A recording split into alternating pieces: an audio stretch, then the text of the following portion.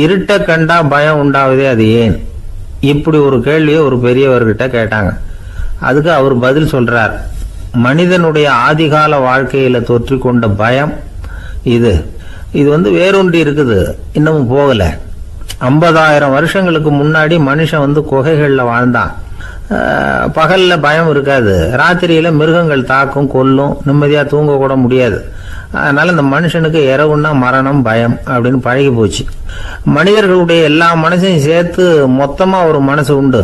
மனிதர்களுடைய நினைவு இந்த மொத்த மனசுல பதிஞ்சிருக்கு, பரவுது. இந்த மொத்த மனசுல இருட்டு பற்றிய பயம் பதிந்து நீடிக்குது அப்படிங்கிறார் அவர். இந்த காலத்துல இரவை பகலாக்கிறதுக்கு எவ்வளவோ விளக்குகள்லாம் வந்தாச்சு. ராத்திரியிலேயும் மிருகங்கள் தாக்குங்கிற நிலைமை இல்லை. பாதுகாப்பான வீடுகள், விலங்குகளும் விலகி போயிட்டு, விலங்குகள்லாம் விலகி போயிட்டு, வீடுகளும் பாதுகாப்பா இருக்குது. சரி, இருந்தாலும் அந்த பழங்கால பயம் இருட்டு பயம் இன்னமும் மனுஷனை விட்டு போகல.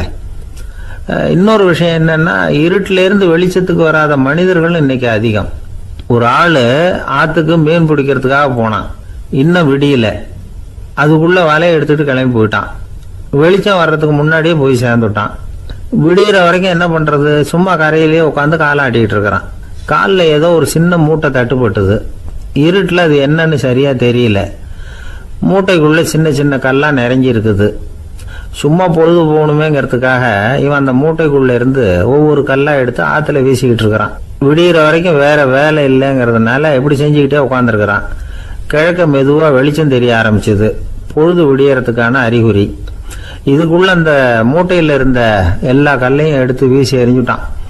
கடைசியா ஒரே ஒரு கல் மட்டும்தான் கையில பாக்கி இருந்தது. வெளிச்சம் வந்ததும் அந்த கல்லை பார்த்தான், அப்படியே திகைச்சு போயிட்டான். அடடா, இது வரைக்கும் தெரியாம தப்பு பண்ணிட்டோமே அப்படின்னு நினைச்சான். ஏன் தெரியுமா, அவன் கையில இருந்தது வெறும் கல் இல்ல, விலை வசந்த ரத்தன கல். அது இருட்டுல என்னன்னு புரியாததுனால மூட்டையில இருந்த எல்லா ரத்தன கல்லையும் ஆத்துல வீசி எறிஞ்சிருக்கிறான். இப்போ அவனுக்கு அழுகையே வந்துடும் போல இருந்தது. வாழ்க்கையை வசதி ஆக்கிக்கிறதுக்கான வாய்ப்பு அவனுக்கு இருந்தது. இருந்தாலும் இருட்டுல அதை இழந்துட்டான். அந்த வகையில அவனுக்கு கொஞ்சம் அதிர்ஷ்டம் இருந்திருக்குது. அதாவது ஏதோ ஒரு வகையில் இருந்திருக்குது. அதனாலதான் அந்த கடைசி கல்ல எரியறதுக்குள்ள வெளிச்சம் வந்துட்டுது. பல பேருக்கு அந்த அளவு கூட அதிர்ஷ்டம் வர்றதில்லை. எல்லாத்தையும் வீசினதுக்கு அப்புறம் தான் வெளிச்சம் வரும். என்னன்னு விவரம் தெரியாமலே எழுந்திரிச்சு வந்துருவாங்க. வாழ்க்கைங்கிறது ஒரு பெரிய புதையல். அதை புரிஞ்சிக்காம மனுஷன் அதை வீசி எரிஞ்சுக்கிட்டு இருக்கான் அப்படிங்கிறது தான் பெரியவங்க கருத்து. சில பேருக்கு புரிஞ்சுக்கிற நேரம் வரும், அதுக்குள்ள வாழ்நாள்லாம் ஓடி போயிருக்கும். அதுக்கப்புறம் என்ன பண்றது? நம்மால் ஒருத்தன் கையில் ஒரு சின்ன பையோட வந்துகிட்டு இருந்தான். பை உள்ள ஏகப்பட்ட நகைகள், ரத்தன கல் எல்லாம் இருக்கு. வந்துகிட்டு இருந்தவன் திடீர்னு அந்த பையை அப்படியே ஒரு குளத்துல வீசி எறிஞ்சுட்டான். மகான்கள் தான் இப்படி பற்று இல்லாம இருப்பாங்க. என்னங்க இது, விலை மதிப்புள்ள அந்த பையை இப்படி குளத்துல வீசி எறிஞ்சுட்டீங்களே, இதுக்கு என்ன அர்த்தம் அப்படின்னு கேட்டார் அவன் கூட வந்தவர். அவன் மெதுவா இவர் காதோட காதா சொல்றான். ஒரு போலீஸ்காரர் பின்னாடி வந்துகிட்டு இருக்கிறார், அவர் போனதுக்கு அப்புறம் இதை எடுத்துக்குவேன் அப்படிங்கிறான். ஒரு சராசரி மனிதனுடைய இயல்பு என்ன? இன்பம் வந்தா துள்ளி குதிப்பான், துன்பம் வந்தா சோர்ந்து போய் ஒரு மூலையில உட்காந்துருவான். இவன் தான் சராசரி மனிதன். ஆனா ஒருத்தன் இன்பம் வந்தா அதுக்காக மகிழ்ச்சி அடையறதில்ல, துன்பம் வந்தா அதுக்காக சோர்ந்து போறதில்லை அப்படின்னு வச்சுக்கோங்க. அப்படி இருந்தா அவன் சாதாரண ஆள் கிடையாது.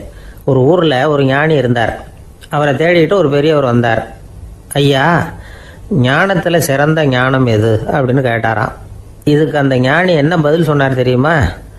இன்பத்தினால மகிழ்ச்சி அடையாமலும் துன்பத்தினால சோர்வு அடையாமலும் இருக்கிறது தான் அந்த ஞானம், பெரிய ஞானம் அப்படின்னாராம். சரி சுவாமி, அப்படிப்பட்ட ஞானம் உங்களுக்கு எப்படி வந்ததுன்னு கேட்டிருக்காரு இவர். அதை நான் ஒரு கழுதைகிட்ட இருந்து கற்றுக்கிட்டேன் அப்படின்னாராம் அவர். இவருக்கு ஒன்றும் புரியல, ஒரு மாதிரியாக முழிச்சிருக்கிறார். இதை அவர் புரிஞ்சுக்கிட்டார். நீங்கள் நாளைக்கு காலையில் நம்முடைய ஆசிரமத்துக்கு வாங்க, புரிய வைக்கிறேன்னாராம். சரின்னு அவர் போயிட்டார். மறுநாள் காலையில் ஆசிரமத்துக்கு சேர்ந்தார். ஞானி அவரை கூப்பிட்டு உட்கார வச்சார். வாங்க இப்படி உட்காருங்க, கொஞ்ச நேரத்தில் இந்த வழியாக ஒரு கழுதை போகும், அதை கவனித்து பாருங்கன்னாரா. இவருக்கு இன்னமும் ஒன்றும் புரியாமல் போச்சு, ஒரே குழப்பம். இருந்தாலும் அந்த ஞானி சொன்னது மாதிரியே உட்காந்துருக்கிறார். கொஞ்ச நேரத்தில் இந்த வழியாக ஒரு கழுதை போச்சு. அது முதுக நிறைய அழுக்கு மூட்டைகள், அதை சுமந்துக்கிட்டு போகுது. ஒரு சலவை தொழிலாளி அதை ஓட்டிகிட்டு போகிறார். கொஞ்சம் தூரத்தில் ஒரு ஆறு இருக்குது. அங்கே போய் துணியெல்லாம் சுத்தப்படுத்திக்கிட்டு சாயந்தரமாக திரும்பி இந்த வழியாகவே வருவாங்க. ஞானி சொன்னது மாதிரியே இந்த பெரியவர் அழுக்கு மூட்டையை சுமந்துக்கிட்டு போகிற அந்த கழுதையை கவனித்தார். கழுதை போயிட்டுது. அதுக்கப்புறம் ஞானியை திரும்பி பார்த்தார். இப்போ அந்த ஞானி சொன்னார், சாயந்தரம் வரைக்கும் நீங்கள் இங்கேயே இருக்கணும்னார். அதே மாதிரி இவர் இருந்தார். சாயந்தரமாக அந்த ஞானி சொன்னார், ஐயா இப்போ கொஞ்ச நேரத்தில் அந்த கழுதை இந்த வழியாக திரும்பி வரும், அதையும் கவனித்து பாருங்கன்னார். இவரும் கவனித்து பார்க்குறார். கழுதை வந்தது. அது முதுகில் சலவை செய்யப்பட்ட துணி மூட்டை. அது பாட்டுக்கு சுமந்துக்கிட்டு போய்கிட்டு இருக்குது. பெரியவருக்கு ஒன்றும் புரியல, பொறுமை இழந்துவிட்டார். சரி சுவாமி, இந்த கழுதைக்கும் உங்கள் ஞானத்துக்கும் என்ன சம்பந்தம் அப்படின்னார். இப்போ அந்த ஞானி விளக்கினார், ஐயா இந்த கழுதை இதே மாதிரி தினமும் காலையில் அழுக்கு மூட்டைகளை சுமந்துக்கிட்டு ஆற்றுக்கு போகுது, மாலையில் வெண்மையான சுத்தமான துணிகளை சுமந்துக்கிட்டு திரும்பி ஊருக்கு போகுது. காலையில் இது போகும் பொழுது முதுகில் அழுக்கு மூட்டைகளை சுமந்துக்கிட்டு போகிறோமேங்கிற வருத்தமும் அதுக்கு கிடையாது. சாயந்தரம் திரும்பி வரும்பொழுது சுத்தமான துணிகளை சுமந்துக்கிட்டு வர்றோமேங்கிற மகிழ்ச்சியும் அதுக்கு இல்லை. இதை பார்த்து தான் நானும் அது மாதிரி ஞானத்தை கற்றுக்கிட்டேன் அப்படின்னாராம். அதனால் யார் கற்றுக் கொடுக்குறாங்க அப்படிங்கிறத விட எதை கற்றுக்கிறோம் அப்படிங்கிறது தான் முக்கியம். ஒரு சினிமா பார்க்குறோம், ஒரு அருவி கொட்டுறது மாதிரி காட்சி வருது, தண்ணீர் வழியுது. படம் முடிஞ்சதும் பார்த்தீங்கன்னா அந்த திரை என்ன நனைஞ்சு போயா இருக்கும். ஒரு தீப்பிடிச்சு எரியிற காட்சியே சினிமாவில் பார்க்குறீங்க, காட்சி முடிஞ்சதும் அந்த வெண் திரையே கருகி போயா இருக்கும். படத்தில் வர்ற தண்ணீரும் நெருப்பும் அந்த திரையை பாதிக்கிறது இல்லை. நாம் அந்த திரை மாதிரி இருக்கிறதுக்கு கற்றுக்கணுமா. அந்த பக்குவம் வந்துவிட்டதுன்னா இன்பமும் துன்பமும் நம்ம எதுவும் செய்யாது. ஒரு சினிமாவை பார்க்குற வரைக்கும் சிரிக்கலாம், அழலாம். பார்த்துட்டு வெளியில் வரும்பொழுது அழுதுகிட்டே வரக்கூடாது. ஒருத்தர் வந்தார், அப்படி படம் முடிஞ்சு வெளியில் வரும்பொழுது அருவி மாதிரி கண்ணீர் சிந்திக்கிட்டே வரார். ஏன் சார் படம் அவ்வளவு சோகமா அப்படின்னு கேட்டார். இன்னொருத்தர், இல்லை சார் கூட்டம் ரொம்ப குறைச்சல் சார், மொத்தம் படம் பார்க்க வந்தவங்களே 15 பேர் தான் சார் அப்படின்னார் கண்ணீரை தொடச்சிக்கிட்டே. அதுக்கு நீங்கள் ஏன் சார் அழறீங்கன்னு கேட்டார் அவர். இந்த படத்தோட தயாரிப்பாளரே நான் தான் சார் அப்படின்னாரா இவர். 2 பேர் சுவாரஸ்யமாக பேசிகிட்டு இருக்கிறப்போ குறுக்க புகுந்து தொந்தரவு பண்ணுறதுக்குன்னே சில பேர் இருப்பாங்க. அது ரொம்ப இடைஞ்சலாக இருக்கும். இதே மாதிரி மின்காந்தம் கூட குறுக்க புகுந்து தொந்தரவு பண்ணும். கடைசியில் அது ஒரு பெரிய இடைஞ்சலில் கொண்டாந்து விட்டுரும். சில வீடுகளில் கேபிள் கனெக்ஷன் இல்லாமல் சில தனியார் டிவி காட்சிகள் தெரியும். அதுக்கு என்ன காரணம்னா இந்த மின்காந்த குறுக்கீடு தான் காரணம். இதைத்தான் சுருக்கமாக இஎம்ஐ அப்படின்னு சொல்கிறாங்க. அதாவது எலக்ட்ரோ மேக்னெட்டிக் இன்டர்ஃபியரன்ஸ்.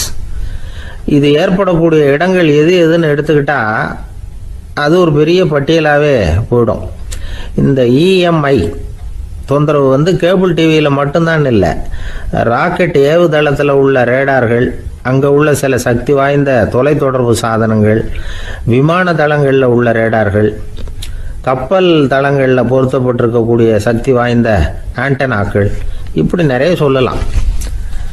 காவல் நிலையங்களில் பயன்படுத்தப்படுகிற வயர்லெஸ் தொடர்பு சாதனங்கள் கூட ஓரளவுக்கு இந்த மின்காந்த அலைகளை வெளியிடும். நம்ம வீட்டில் உட்காந்துக்கிட்டு ரேடியோ கேட்டுக்கிட்டு இருப்போம் அல்லது டிவி பார்த்துக்கிட்டு இருப்போம். அந்த சமயத்தில் பக்கத்து தெருவில் ஒரு மோட்டார் சைக்கிள் அல்லது காரு, குறிப்பாக பெட்ரோல் இன்ஜின், அது போகிறப்போ அதில் உள்ள மின்கலத்தில் அதாவது மேக்னட்டோ பேட்டரியிலிருந்து வெளிப்படுகிற மின்காந்த அலை இங்கே டிவியிலையும் ரேடியோவிலையும் கரகரப்பு உண்டு பண்ணும். சரி, இது பெருசாக என்ன இடைஞ்சலை உண்டு பண்ணிட போகுது அப்படின்னு நாம் அலட்சியமாக நினைக்கலாம். வயசானவங்களுக்கு மறதி நோயின்னு ஒன்று வரும்ல, அல்ஷமீர், அதாவது மூளையில் உள்ள செல்கள் செயலிழந்து போயிடுறது.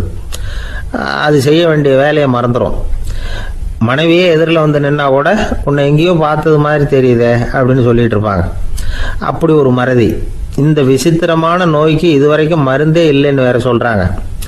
இந்த மைக்ரோ ஓவன் அப்படின்னு சொல்லக்கூடிய சமையல் அடுப்புகள் கூட மின்காந்த அலைகளை வெளியிடுது. சமயத்தில் சில தொழிற்சாலைகளில் கூட பெரிய விபத்துக்களை இந்த இஎம்ஐ உண்டு பண்ணிவிடும். இதை பற்றி தீவிரமாக சிந்திக்க ஆரம்பித்ததே ஒரு விபத்துக்கு பிறகுதான். அமெரிக்காவுக்கும் வியட்நாமுக்கும் இடையில போர் நடந்தது. அந்த சமயம் அமெரிக்காவுக்கு சொந்தமான விமானம் தாங்கி கப்பல் ஒன்று வியட்நாமை தாக்கிறதுக்கு தயாராக ஏவுகணைகளோட கடலில் நிறுத்தி வைக்கப்பட்டிருந்தது. தற்செயலாக அந்த பகுதியில் கப்பல் தொலைத்தொடர்பு பகுதிக்கு அருகில் ஊடுருவிய இந்த சக்தி வாய்ந்த ரேடியோ அலைகள் ஏவுகணையில் இருந்த மின்னணு சர்க்கியூட்டை பூர்த்தி செஞ்சு வச்சுட்டுது. அவ்வளவுதான், ஏவுகணை அங்கேயே வெடித்து செதறி போச்சு. 130 பேர் அந்த இடத்துலயே உடல் கருகி செத்து போட்டாங்க. ஏகப்பட்ட பொருள்கள் நாசம். இந்த விபத்துக்கான காரணம் என்னங்கிறத உடனடியாக யாராலையும் கண்டுபிடிக்க முடியல. ரொம்பவும் கடுமையாக முயற்சி பண்ணி கடைசியாக கண்டுபிடிச்சாங்க இது இந்த இஎம்ஐ வேலை தான் அப்படின்னு. மின்னணு தொலைபேசிகள் இருக்க இதில் பேசும்பொழுது நம்ம காதை அதாவது செவியை ஊடுருவக்கூடிய மின்காந்த அலையானது மூளைக்கு போய் அங்கே மூளை கட்டிகளை உருவாக்க ஊக்கம் கொடுக்குது அப்படின்னு வேற கண்டுபிடிச்சிருக்கிறாங்க. இந்த இஎம்ஐ ரொம்ப குறைஞ்ச மின்காந்த அழுத்தத்தில் நமக்கு எந்த பாதிப்பையும் ஏற்படுத்துறதில்ல. மின்காந்த அலைகள் அழுத்தத்தோடு இருக்கிற இடங்களில் ரொம்ப நேரம் இருந்தோம்னா நம்ம உடம்பின் வெப்பநிலை 2 டிகிரி செல்சியஸ் வரைக்கும் அதிகரிக்குதாம். அதனால் வெப்பநிலையை சீராக்கிறதுக்கு இதய துடிப்பும் அதிகரிக்குது. இப்படிலாம் கண்டுபிடிச்சிருக்கிறாங்க. இப்போல்லாம் இந்த மின்காந்த குறுக்கீடுகளை தடுக்கிறது எப்படி அப்படின்னு விஞ்ஞானிகள் யோசனை செய்ய ஆரம்பிச்சிருக்கிறாங்க. இந்த விஷயத்தில் அலட்சியமாக இருந்தோம்னா எதிர்காலத்தில் நிறைய பேருக்கு இந்த ஞாபக மறதி நோய் வந்துடும். அப்புறம் அது ரொம்ப கஷ்டமாக போயிடும். ஒரு குடும்ப தலைவர் தன் மனைவியை பார்த்து, யார் நீ, உன்னை எங்கேயோ பார்த்தது மாதிரி இருக்குதே அப்படின்னு சொல்லிக்கிட்டு இருந்தார். உடனடியாக அவரை போய் பார்த்தேன். வாங்க டாக்டர்கிட்ட போகலாம் அப்படின்னு. அவர் என்னை தனியாக அழைச்சிட்டு போய் காதோட காதாக மெதுவாக சொல்கிறார், இதை பார்ப்பா, என் கையில் பணம் இல்லாத போகலாம் அப்படி மறதி நோய் வந்துவிட்டது மாதிரி நடிச்சுக்கிட்டு இருப்பேன், அவ்வளவுதான், அதை நீ கண்டுக்காத அப்படின்னார். ஒரு சின்ன பையன் என்னை தேடிட்டு ஓடி வந்தான். ஒரு கதை சொல்லுங்கன்னா, சொந்தமாக எதுவும் தெரியாத என்ன, உங்களுக்கு சொந்தமாக எதுவும் தெரியாதுன்னு எனக்கும் தெரியும் அப்படின்னா. இந்த பையன் அடிக்கடி என்கிட்ட கதை கேட்குறவன், அதனால் என்னோட ரகசியம்லாம் அவனுக்கு அத்துப்படி. அதனால தான் அவ்வளவு தெளிவாக அடிச்சு விட்றான். சரி, இப்போ என்ன செய்யலாம்னு, பழைய கதை ஏதாவது ஒன்று சொல்லுங்களேன்னா. உனக்கு கிருஷ்ணதேவராயரை தெரியுமான்னு. அவர்கிட்ட நேரில் பழக்கம் இல்லை, ஆனால் அவரை பற்றி புஸ்தகத்தில் படிச்சிருக்கேன்னா. சரி, இவங்கிட்ட மேற்கொண்டு பேச்சு கொடுத்தா நம்மளை ஒரு மாதிரி ஆக்கி விடுவான் அப்படிங்கிறத யூகம் பண்ணிட்டு அவனை உட்கார வச்சு கடைசி வரைக்கும் குறுக்க பேசக்கூடாது அப்படின்னு ஒரு கண்டிஷனையும் போட்டுட்டு அந்த கதையை சொன்னேன். ஒரு சமயம் கிருஷ்ணதேவராயர் சமஸ்தானத்துக்கு ஒரு பெரிய வித்வான் சேர்ந்தாராம். என்னோட போட்டி போடுறதுக்கு இந்த ஊரில் யாராவது இருக்கீங்களா அப்படின்னு சவால் விட்டாராம். அந்த ஊரில் இருந்த பெரிய பெரிய வித்வான்லாம் இது ஏதுடா வம்பா போச்சுன்னு நினைக்க ஆரம்பிச்சிட்டாங்க. யாரும் அந்த ஆளோட போட்டி போடுறதுக்கு தயாராக இல்லை. எல்லாரும் நடுங்கிக்கிட்டு இருக்கிறாங்க. அந்த நேரத்தில் ஒருத்தன் மட்டும் தைரியமாக முன்னுக்கு வந்தான். அது யாருன்னா தெனாலிராமன். அந்த சமஸ்தானத்தில் விகட கவி அவன். என்ன அனுப்புங்க போட்டிக்கு, நான் ஜெயிச்சு காட்டுறேன்னா. உனக்கு அவ்வளவு தைரியம் இருக்குதா அப்படின்னு கேட்டாங்க. தைரியம் மட்டும்தான் என்கிட்ட இருக்குது, ஆனால் தைரியம் இருந்தால் அதிர்ஷ்டம் தேடிட்டு வருங்கிறது எனக்கு தெரியும் அப்படின்னா. அடுத்த நாள் போட்டி ஆரம்பமாச்சு. அந்த பெரிய வித்வான் நின்னார். தெனாலிராமன் எதிரில் நின்னான். அந்த வித்வான் ஒரு விரலை காட்டினார். தெனாலிராமன் பதிலுக்கு 2 விரலை காட்டினான். வித்வான் 3 விரலை காட்டினார். இவன் உடனே 4 விரலை காட்டினான். உடனே 5 விரலை காட்டினார் அவர். தெனாலிராமன் உடனே தன்னுடைய கை முஷ்டியை காட்டினான், கையை மூடி காட்டினான். அவ்வளோதான். அந்த பெரிய வித்வான் கிருஷ்ணதேவராயர் காலில் விழுந்தார். நான் தோத்துட்டேன், என் தோல்வியை ஒத்துக்கிறேன் அப்படின்னு சொல்லிவிட்டார். கிருஷ்ணதேவராயர் அவரை தனியாக அழைச்சிட்டு போய் என்ன நடந்ததுன்னு விசாரித்தார். அந்த வித்வான் விளக்கம் கொடுத்தார். ஆண்டவன் ஒருவன் தான் உண்டுங்கிறத விளக்கறதுக்காக நான் ஒரு விரலை காட்டினேன். அப்படி இல்லை, சக்தியை சேர்த்தா சக்தி சிவன் 2 பேர் உண்டுன்னு உங்கள் வித்வான் 2 விரலை காட்டினார். மூர்த்திகள் 3 பேருங்கிறதுக்காக நான் 3 விரலை காட்டினேன். வேதங்கள் 4ன்னு சொல்லி ஒரு 4 விரலை காட்டினார். பஞ்சபூதங்கள் 5ன்னு நான் 5 விரலை காட்டினேன். அதையெல்லாம் அடக்கி ஆளணும்னு சொல்லி அவர் கையை மூடி உறுதியாக காட்டினார். அடடா, உங்கள் வித்வானுக்கு எப்பேற்பட்ட அறிவு, அவர் தான் ஜெயிச்சார், நான் தோத்துட்டேன் அப்படின்னார் அவர். அப்படி சொல்லிவிட்டு அவர் போயிட்டார். அதுக்கப்புறம் தெனாலிராமனை கூப்பிட்டு என்னப்பா நடந்தது அப்படின்னு கேட்டாராம். அதுக்கு தெனாலிராமன் விளக்கம் கொடுத்துருக்குறான். அவன் முதல்ல என்னை கொன்னுடுவேன்னு அந்த வித்வான் ஒரு விரலை காட்டினான். உடனே ஒரு 2 கண்ணையும் தோண்டி போடுவேங்கிறதுக்காக நான் 2 விரலை காட்டினேன். உனக்கு நாமம் போட்டுருவேன்னு சொல்லி 3 விரலை காட்டினான். அதை அழிச்சிருவேன்னு 4 விரலை காட்டினேன். உன்னை அரைஞ்சிருவேன்னு அவன் 5 விரலை காட்டினான். நான் உங்களை குத்தி போடுவேன்னு சொல்லி கையை மூடி காட்டினேன் அப்படின்னா. இப்போ பாருங்க, ஜெயிச்சது யார்? தைரியம் மட்டும் இருந்துட்டா அதிர்ஷ்டம் தானா தேடி வருங்கிறது எவ்வளவு உண்மையாக போச்சு. அதனால் நாம் எப்பவும் தைரியமாக இருக்கணும்னு சொல்லிவிட்டு என் எதிரில் கதை கேட்டுட்டு உட்காந்துருந்த சின்ன பையனை பார்த்தேன். அவன் என்னை நிமிர்ந்து பார்த்தான். அவன் தன்னோட கை கால் 2ஐயும் ஒரு மாதிரியாக என் முன்னால் தூக்கி 20 விரலை காட்டினான். எனக்கு ஒன்றும் புரியல. இதுக்கு என்னப்பா அர்த்தம்னு கேட்டேன். இதே கதையை இதுக்கு முன்னாடி என்கிட்ட 20 தடவை நீங்கள் சொல்லியிருக்கீங்கன்னு அர்த்தம். அப்படின்னா. ஒரு அழகான கடற்கரை, சுற்றுலா பயணிகள் நிறைய பேர் அங்கே வந்து போகிறது வழக்கம். சனி ஞாயிறு கூட்டம் அதிகமாக இருக்கும். அதோட விளைவு என்னங்கிறது அடுத்த நாள் தான் தெரியும். ஆமாம், அந்த கடற்கரையை சுத்தப்படுத்துகிற தொழிலாளிகள் திங்கட்கிழமை ரொம்ப சிரமப்படுவாங்க. சனி ஞாயிறு வந்த கூட்டம் கடற்கரை பூராவும் காலி ஐஸ்கிரீம் கப்புகளை வந்து வீசி எறிஞ்சிட்டு போயிருக்கும். ஆயிரக்கணக்கான கப்புகள் அங்கே பரவலாக கிடக்கும். அதையெல்லாம் பொறுக்கி எடுத்து சுத்தம் பண்ணி ஆகணும். இதனால் திங்கட்கிழமை வேலைக்கு வர்றதுக்கு எல்லாரும் பயப்படுவாங்க. அப்படி ஒரு நிலைமை. பல பேர் அன்னைக்கு வந்து லீவ் எடுத்துகிட்டு போயிடுறது வழக்கம். நமக்கு எதுக்கு இன்னைக்கு தொந்தரவுன்னு. இது ஒரு பெரிய பிரச்சனையாக இருந்தது. இதுக்கு என்ன பண்ணலாம் அப்படின்னு யோசனை பண்ணாங்க. ஒரு ஆலோசனை கூட்டத்துக்கு ஏற்பாடு பண்ணாங்களாம். அந்த நகர நிர்வாக அலுவலர்கள், பணியாளர்கள் எல்லாரும் அதில் கலந்துக்கிட்டாங்க. கூட்டம் ஆரம்பமாச்சு. ஆரம்பத்தில் சொன்னாங்க, இந்த பிரச்சனைக்கு ஒரு தீர்வு வேணும், என்ன பண்ணலாம், அதை முடிவு செய்கிறதுக்கு தான் இந்த கூட்டம். இதில் நீங்கள் செய்ய வேண்டியது என்னென்னா, உங்களுக்கு தோன்றுகிற யோசனை எதுவாக இருந்தாலும் சொல்லுங்கள். கொஞ்சம் கூட தயக்கம் வேண்டாம். நாம் சொல்கிற யோசனை ஈடுபடுமா படாதா அப்படின்லாம் யோசிக்க வேணாம். எல்லாருடைய யோசனைகளையும் அப்படியே பதிவு செய்துக்கிறோம். கடைசியாக அதிலேருந்து ஒரு சிறந்த யோசனையை தேர்வு பண்ணி அதை பயன்படுத்தலாம். இந்த சந்தர்ப்பத்தில் இன்னொரு முக்கியமான வேண்டுகோள், எவ்வளவு சாதாரணமான யோசனையாக இருந்தாலும் சரி, அது சொல்லும் பொழுது அடுத்தவங்க வந்து ஏளனம் செய்யக்கூடாது. இது ஒரு பெரிய யோசனையா அப்படின்னு சொல்லி எதையும் அலட்சியப்படுத்தக்கூடாது. இதுதான் அந்த கூட்டத்தின் ஆரம்பத்தில் செய்யப்பட்ட அறிவிப்பு. உடனே அந்த கூட்டத்தில் இருந்தவங்க ஆளுக்கு ஒரு யோசனை சொல்ல ஆரம்பித்தாங்க. ஒருத்தர் எழுந்திருச்சார், இங்கே வர்ற சுற்றுலா பயணிகள்கிட்ட ஆளுக்கு $10 ஒரு டெபாசிட் மாதிரி வைப்பு பணமாக வாங்கிக்கணும். காலி ஐஸ்கிரீம் கப்பை திருப்பி கொடுத்தா அந்த பணத்தை திருப்பி கொடுத்துடலாம். இப்படி ஒரு ஏற்பாடு பண்ணிக்கிட்டா கப்புகளை தேடி பொறுக்கிட்டு இருக்க வேண்டியதில்லை, எல்லாம் ஒரே இடத்துக்கு வந்து சேர்ந்துடும். அப்படியே நாம் வந்து தூக்கிட்டு போய் ஒரு இடத்துல கொட்டி விடலாம் அப்படின்னார்.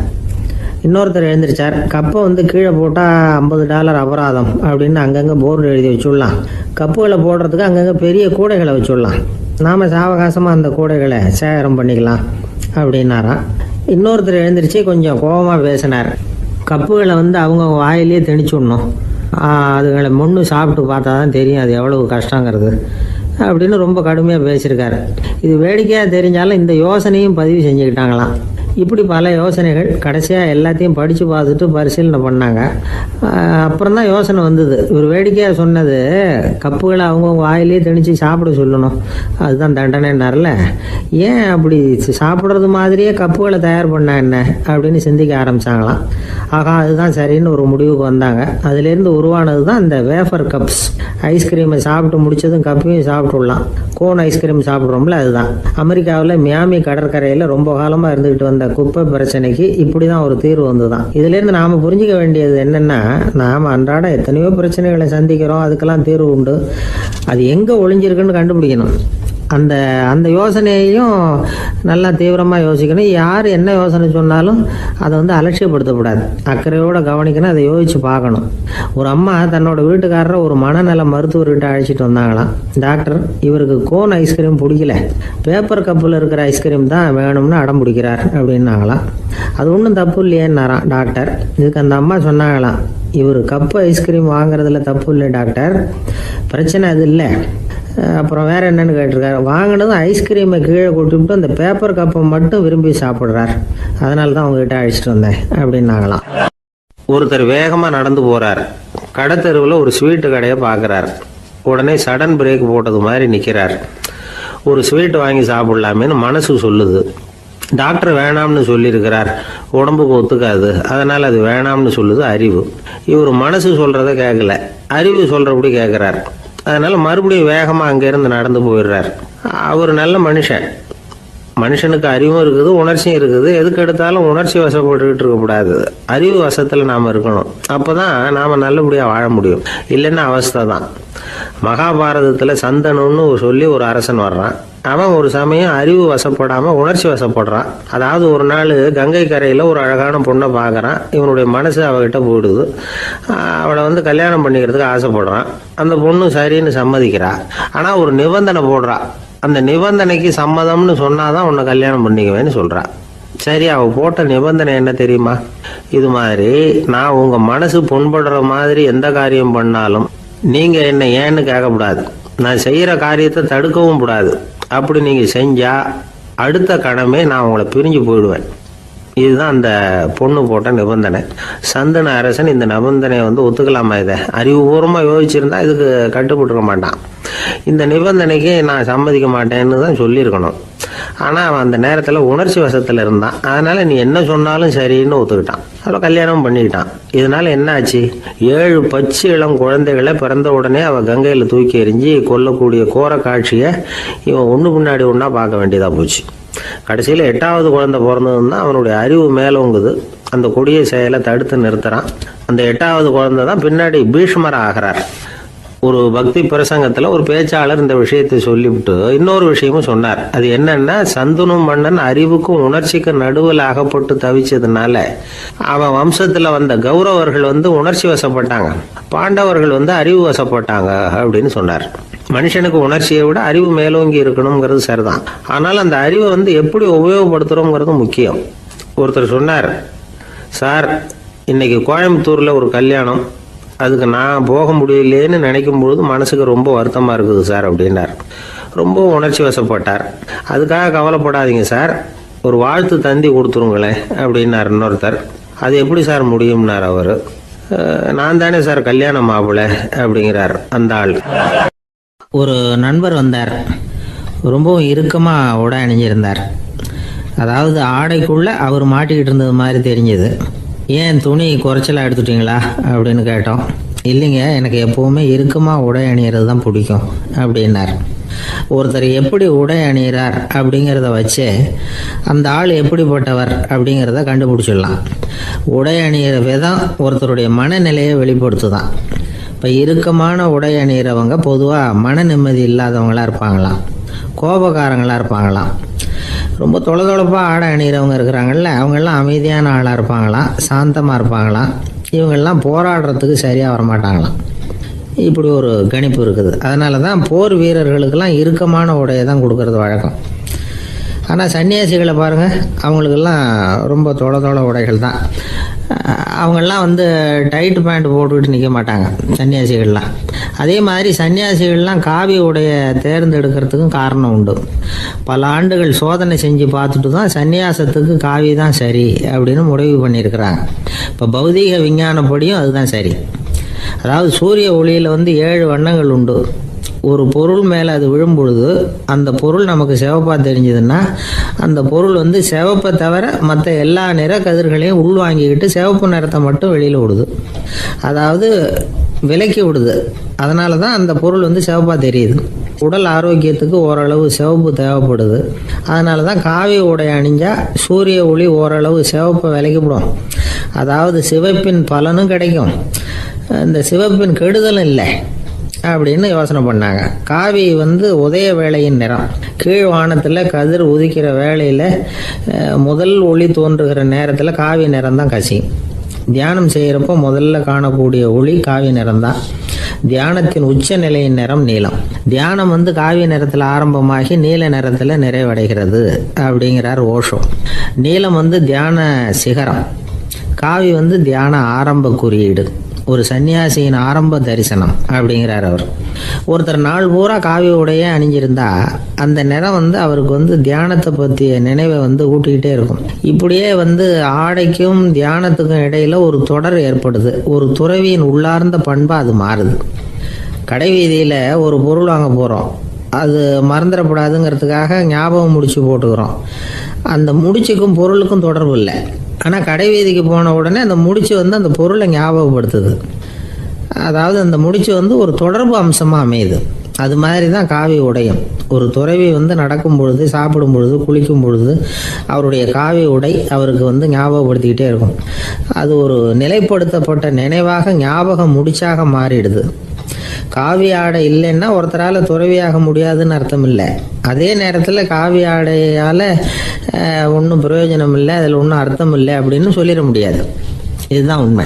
இவ்வளவு தூரம் காவி ஆடையை பற்றி சொல்கிறதுனால எல்லாரும் சன்னியாசியாக போடுங்கோ அப்படின்னு நாம் சொல்கிறதாக யாரும் நினச்சிடக்கூடாது.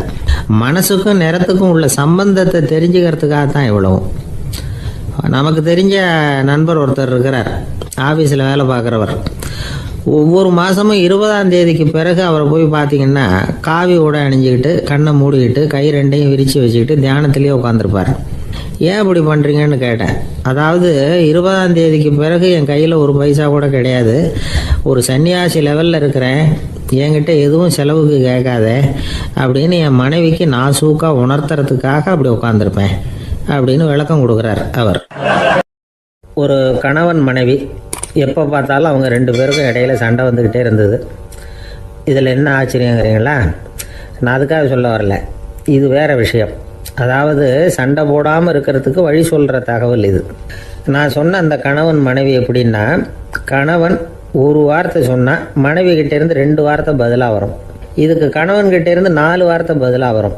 இப்படி வார்த்தைகள் பெருகி போய் கடைசியில் வம்பில் வந்து முடியும். அந்த அம்மா பொறுத்து பார்த்தாங்க, அவங்களால தாக்கு பிடிக்க முடியல. பக்கத்து வீட்லேயே ஒரு கணவன் மனைவி இருந்தாங்க, அவங்களுக்குள்ள சண்டை வர்றதில்லை. அது எப்படி அவங்களால மட்டும் சண்டை போடாமல் இருக்க முடியுது அப்படின்னு இந்த அம்மாவுக்கு ஆச்சரியம். ஒரு நாள் நேராக பக்கத்து வீட்டு அம்மாக்கிட்டே போய், ஏம்மா நீங்கள் எப்படி கணவனும் மனைவியும் சண்டை போட்டுக்காமல் இருக்கிறீங்க, அது எப்படி முடியுது உங்களால் அப்படின்னு கேட்டாங்க. அதுக்குன்னு ஒரு மருந்து இருக்குது, அதை சாப்பிட்டா சண்டை வராது அப்படின்னாங்க அவங்க. சரிங்க, அந்த மருந்தை அவர் சாப்பிட மாட்டேன்னு சொல்லிட்டா என்ன பண்ணுறது அப்படின்னு கேட்டிருக்கிறாங்க இவங்க. அந்த மருந்து அவருக்கு இல்லைம்மா, உனக்கு தான் அப்படின்னாங்களாம் அவங்க. அப்படியா, அப்படின்னா கொடுங்க, ரொம்ப நல்லதாக போச்சு. அதை எப்படி சாப்பிட்றதுங்கிற விவரத்தையும் சொல்லுங்கள், எங்கே அது கிடைக்குங்கிறதையும் சொல்லுங்கள், வாங்கிக்கிறேன் அப்படின்னு கேட்டாங்களாம் இவங்க. வேறு எங்கேயும் போய் வாங்க வேண்டாம், என்கிட்டே இருக்க அந்த மருந்து அதில் கொஞ்சம் தர்றேன், வாங்கி வச்சுக்க. உன் வீட்டுக்காரர் உன்னோட சண்டையை ஆரம்பிக்கிறப்போலாம் நீ இந்த மருந்தில் 1 ounce வாயில் ஊற்றிக்கணும். அதை உடனே குடிச்சிடக்கூடாது, ஒரு 5 நிமிஷமாவது அது வாயில் இருக்கணும், அதுக்கப்புறம் குடிச்சிடலாம் அப்படின்னு சொல்லி ஒரு பாட்டில் மருந்தை இந்த அம்மாக்கிட்ட கொடுத்து அனுப்புனாங்களாம். மருந்தை எடுத்துக்கிட்டு இந்த அம்மா வீட்டுக்கு வந்திருக்கிறாங்க. வீடு பூட்டி இருந்ததுனால கணவன் வந்து வாசல்லையே காத்துக்கிட்டு இருக்கிறான். மனைவியை கண்டதும் சண்டை போட ஆரம்பிச்சிட்டான். வீட்டை பூட்டி விட்டு எங்கே போய் தொலைஞ்ச, எவ்வளோ நேரமாக ஒரு மனுஷன் வாசல்லையே காத்துட்டு கிடக்கிறது அப்படி இப்படின்னு கத்த ஆரம்பிச்சிட்டான். மனைவி இதுக்கு பதிலே சொல்லலை. அந்த அம்மா வீட்டை திறந்தாங்க, சமையல் அறைக்குள்ளே போனாங்க, 1 ounce மருந்தை வாயில் ஊற்றிக்கிட்டாங்க. அன்னைக்கு சண்டை வந்து மேற்கொண்டு வளரவே இல்லை, நின்றுட்டுது. மருந்து பரவாயில்லை. அதுக்கப்புறம் பல சந்தர்ப்பங்களில் சண்டை வரும் போல் இருக்கிற போலாம் இந்த மருந்து அதை நிறுத்தியிருக்கு. பிரமாதமான மருந்தாக இருக்குது இதை கொஞ்சம் அதிகமாகவே வாங்கி வீட்டில் வச்சுக்க வேண்டியது தான் அப்படின்னு முடிவு பண்ணிக்கிட்டு இந்த அம்மா மறுபடியும் பக்கத்து வீட்டு அம்மாக்கிட்ட போனாங்க. எவ்வளவு விலையானாலும் சரி, நான் காசு கொடுத்து வாங்கி வச்சுக்கிறேன், எந்த கடையில் இருக்குது இந்த மருந்து சொல்லுங்க அப்படின்னு கேட்டாங்க. இந்த மருந்துக்கு விலையே கிடையாதுங்க, இலவசமாகவே கிடைக்கும்னாங்களாம் அவங்க. அது எப்படி விலையில்லாமல் இதை விற்க முடியுது அப்படின்னு கேட்டாங்களாம் இவங்க. அது மருந்தாக இருந்தால் தானே விலை வைக்கிறதுக்கு, அது வெறும் தண்ணி தானே அப்படின்னாங்களாம். வெறும் தண்ணியாக சண்டையை நிறுத்துது அப்படின்ட்டு இருக்காங்க இவங்க. அது சண்டையை நிறுத்தலை, உன்னோட மௌனம் தான் சண்டையை நிறுத்துது.